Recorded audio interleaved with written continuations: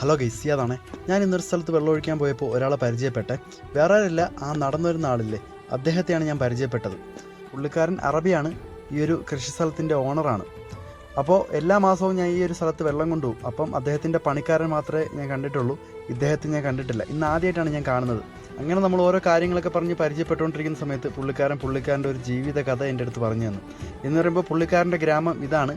ആ ഒരു സ്ഥലത്തുനിന്ന് ഈ കാണുന്ന മലയിൽ അദ്ദേഹത്തിൻ്റെ 8ാമത്തെ വയസ്സിൽ ആടിനെ മേയ്ക്കാൻ വേണ്ടി കൊണ്ടുവന്നിട്ടുണ്ട്.